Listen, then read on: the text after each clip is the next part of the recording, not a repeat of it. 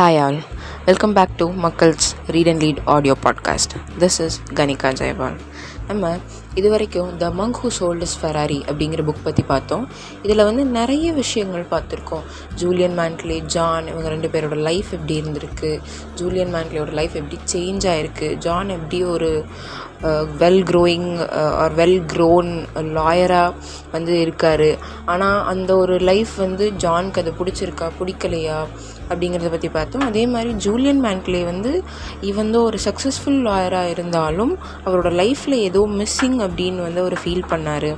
அதே மாதிரி அந்த ஃபீலில் அவர் ஓவர் கம் பண்ணுறதுக்காக என்னென்ன பண்ணார், எங்கே போனார் அப்படிங்கிறது எல்லாமே பார்த்தோம்.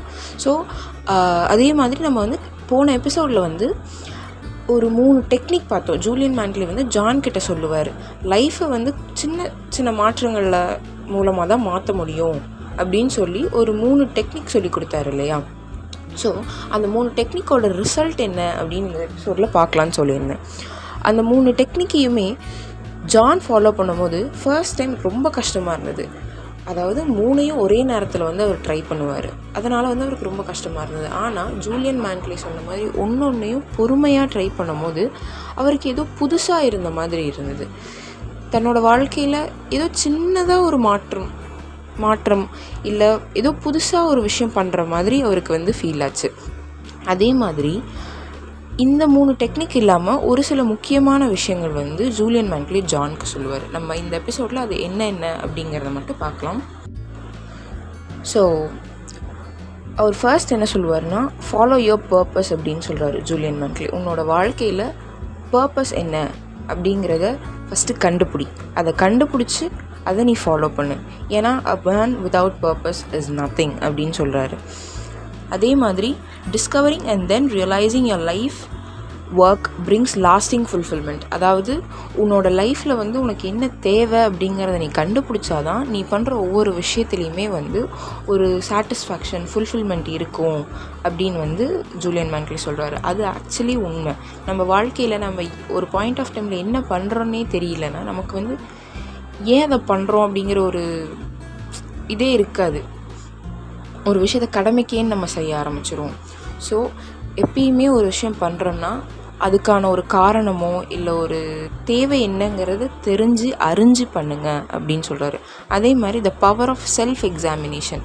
நம்ம வாழ்க்கையில் ஒரு விஷயம் பண்ணுறோம் அப்படின்னா it is very much important to know நம்மளால் அதை எப்படி செய்ய முடியுது, அதை நம்ம எதிர்பார்த்த வகையில் செய்ய முடியுதா, இல்லை அடுத்தவங்க சொன்னாங்களே அப்படிங்கிற ஒரு கடமைக்காக நம்ம செய்கிறோமா அப்படிங்கிறது நம்ம எப்பயுமே பார்த்துக்கிட்டே இருக்கணும். ஏன்னா நம்ம ஒரு விஷயத்தை பிடிச்சி செய்கிறோன்னா கண்டிப்பாக நம்மளோட பெஸ்ட்டை கொடுப்போம். ஆனால் இதுவே கடமைக்காக செய்கிறோன்னா, கடமை இந்த சென்ஸ் மற்றவங்க சொல்கிறதுக்காக செய்கிறோன்னா கண்டிப்பாக அது ஒரு 100% இருக்காது அப்படின்னு சொல்கிறாரு. அண்ட் அதே மாதிரி இன்னொரு முக்கியமான விஷயத்த சொல்கிறாரு. என்றைக்குமே வாழ்க்கையில் ஒரு எக்ஸைட்மெண்ட் இருக்கிறத தொலைச்சிடாதீங்க. அப்படி ஒரு வேளை நீங்கள் தொலைச்சிட்டிங்கன்னா வாழ்க்கையோட ஒரு முக்கியமான கிஃப்டே நம்ம தொலைச்ச மாதிரி அப்படின்னு சொல்கிறாரு.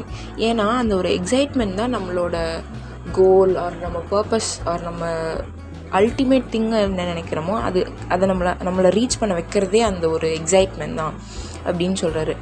Never ever loose that excitement அப்படின்னு சொல்கிறாரு. நம்ம ஒருவேளை அந்த எக்ஸைட்மெண்ட்டோட அந்த ஒரு மைண்ட் செட் அந்த தாட்டை லைக் 24/7 அதை யோசிச்சுட்டே இருந்தோம்னா one or the other day நம்ம கண்டிப்பாக அந்த கோலை ரீச் பண்ணிடுவோம் அப்படின்னு சொல்கிறாரு. அதே மாதிரி the ancient art of self leadership அப்படின்னு இன்னொரு இதையும் சொல்கிறாரு. இந்த சாப்டரில் அவர் என்ன சொல்ல வர்றாருன்னா, self mastery is a DNA of life mastery அப்படிங்கிறாரு. இதுக்கு என்ன அர்த்தம்னா, முதல்ல நமக்கு என்ன தேவை, நமக்கு என்ன முக்கியமான விஷயம், நம்ம வாழ்க்கையில் என்ன நம்ம பண்ணணும் அப்படிங்கிறத தெரிஞ்சுக்கோங்க. அப்போ தான் நம்ம வாழ்க்கையில் we can be the best version அப்படின்னு சொல்கிறோம். ஏற்கனவே சொன்ன மாதிரி தான் நம்ம லைஃப்பில் என்ன தேவைன்னு தெரிஞ்சால் தான் நம்ம அதுக்கு தகுந்த மாதிரி ஒர்க் பண்ண முடியும். அப்படி ஒர்க் பண்ண தான் டே பை டே நம்ம பெட்டர் ஆகிட்டே போவோம். தி better version will be delivered every day. So எப்பயுமே வந்து உங்களுக்கு என்ன தேவைன்னு நினைக்கிறீங்களோ அதை நோக்கி நீங்கள் போங்க அப்படின்னு சொல்கிறாரு. அதே மாதிரி success on the outside begins within அப்படின்னு சொல்கிறாரு. எப்பயுமே வந்து நம்ம வாழ்க்கையில் ஜெயிக்கணும் இல்லை ஏதோ ஒரு விஷயத்த பண்ணணும்னு நினைக்கிறோன்னா அதை வந்து நம்ம மைண்டில் வந்து யோசிக்கணும். அதாவது அதை நம்ம மைண்டில் திருப்பி அதை யோசிச்சுக்கிட்டே இருக்கணும். ஒரு கான்ஸ்டன்ட் தாட்டாக வந்து அது இருந்துக்கிட்டே இருக்கணும். ஏன்னா நம்ம மைண்டும் மனசும் என்ன நினைக்குதோ அதுதான் வந்து ஒரு உண்மையாக நடக்கும் அப்படின்னு வந்து சொல்கிறாரு. அது நிஜமாலுமே உண்மை தான். நம்ம வந்து கண்டினியூஸாக ஒரு விஷயத்தை பற்றி நமக்கு அது தேவை அப்படின்னு நம்ம நினச்சிட்ருக்கோன்னா the universe will make it happen. ஏதோ ஒன்று நடக்கும்.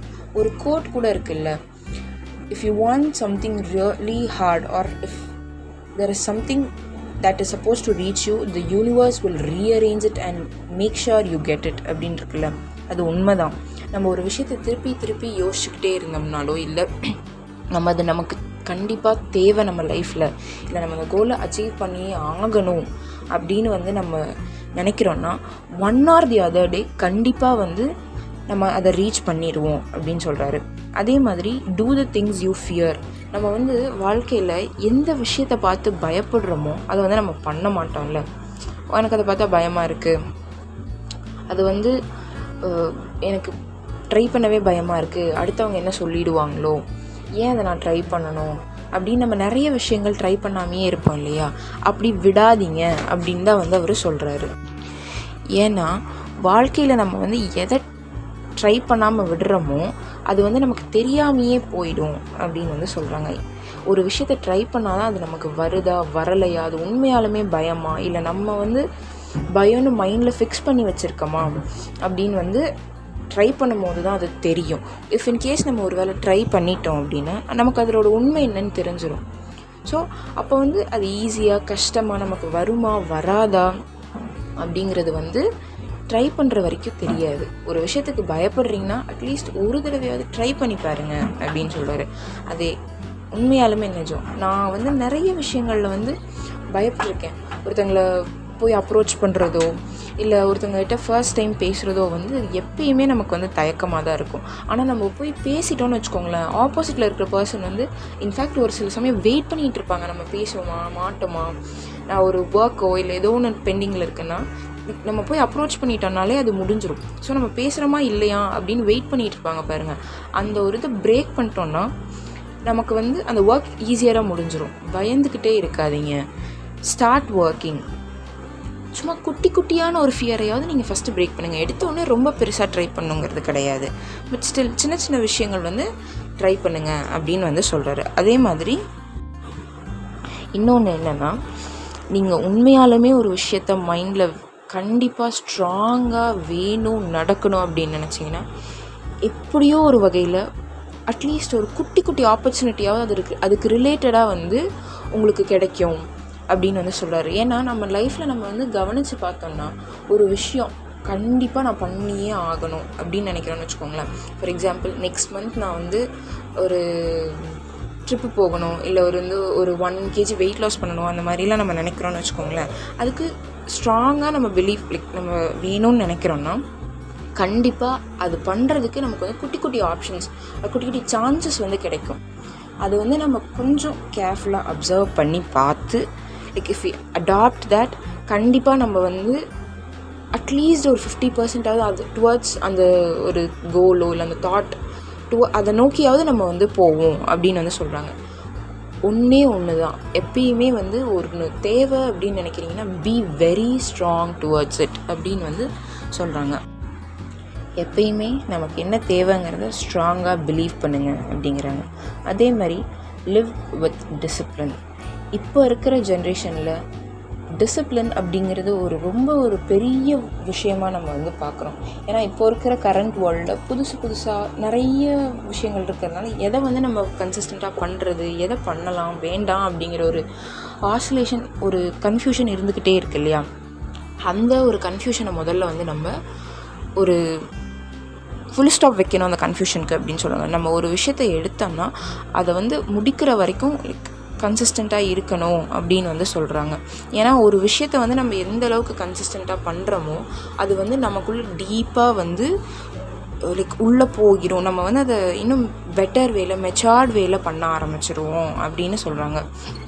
அதே மாதிரி ஒரு விஷயத்த பண்ணுறோன்னா த வோவ் ஆஃப் சைலன்ஸ், அமைதியில் பண்ணுங்கள். நீங்கள் வந்து நான் இதை பண்ணுறேன், நான் அதை பண்ணுறேன்னு எல்லாருக்கும் சொல்லுங்கிறது கிடையாது.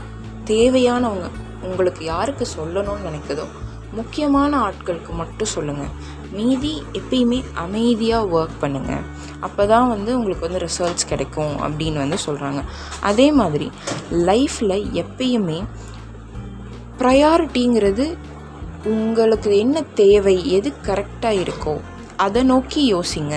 மற்றவங்கள வந்து நீங்கள் சாட்டிஸ்ஃபை பண்ணணும், மற்றவங்களுக்காக நீங்கள் ஒரு விஷயம் பண்ணணும் அப்படிங்கிறது கிடையாதுன்னு சொல்கிறாங்க. ஏன்னா நம்ம வாழ்க்கையை நம்ம தான் வாழ போகிறோம், நம்மளை சுற்றி இருக்கிறவங்க வாழ போகிறது கிடையாது. ஸோ உங்களுக்கு என்ன தேவை, உங்கள் வாழ்க்கையில் என்ன தேவை அப்படிங்கிறது வந்து உங்களுக்கு தான் தெரியும் அப்படின்னு வந்து சொல்கிறாங்க. அண்ட் அதே மாதிரி என்றைக்குமே வந்து நீங்கள் அடுத்தவங்களுக்காக உங்கள் லைஃப்பை வந்து மாற்றிக்கணுங்கிறது கிடையாது, பட் அட்ஜஸ்ட் பண்ணிக்கலாம் அப்படின்னு சொல்கிறாங்க. ஒருத்தங்களுக்காக நீங்கள் உங்களை முழுசாக மாற்றிக்கணுங்கிறது கிடையாது, பட் குட்டி குட்டி விஷயங்கள் அட்ஜஸ்ட் பண்ணிட்டு போகலாம் அப்படின்னு சொல்கிறாங்க. And always remember, you are the master of your life. Okay, so always remember, நம்ம வாழ்க்கையில் எப்பயுமே positive thoughts or positive things நம்ம பண்ணிக்கிட்டே இருக்கணும், யோசிச்சுக்கிட்டே இருக்கணும். அப்படிங்கிறதுல ரொம்ப கேர்ஃபுல்லாக இருங்க. ஏன்னா நம்ம இன்றைக்கி பண்ணுற ஒரு சின்ன சின்ன பாசிட்டிவ் திங்ஸ் தான் வந்து நாளைக்கு நம்ம எப்படிப்பட்ட பர்சன் அப்படிங்கிறத எப்படி இவால்வ் ஆகியிருக்கோம் அப்படிங்கிறது தெரியும். ஏன்னா இன்றைக்கி நம்ம வந்து ஒரு டெம்பரரி ஹாப்பினஸ் நோக்கி ஓடினோன்னா நாளைக்கு லைஃப்பில் வந்து எப்படி வேணாலும் அது ரிசல்ட்ஸ் கொடுக்கலாம்.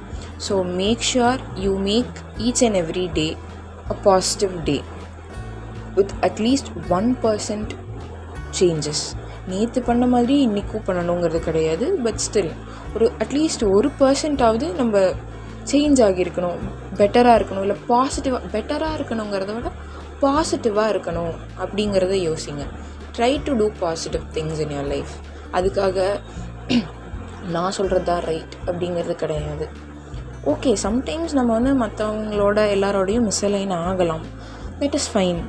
பட் ஸ்டில் உங்களுக்கு ஒரு விஷயம் ஹாப்பினஸ் தருது, மற்றவங்களுக்கு ஹர்ட் ஆகாமல் ஹாப்பினஸ் தருதுன்னா it is really well and good.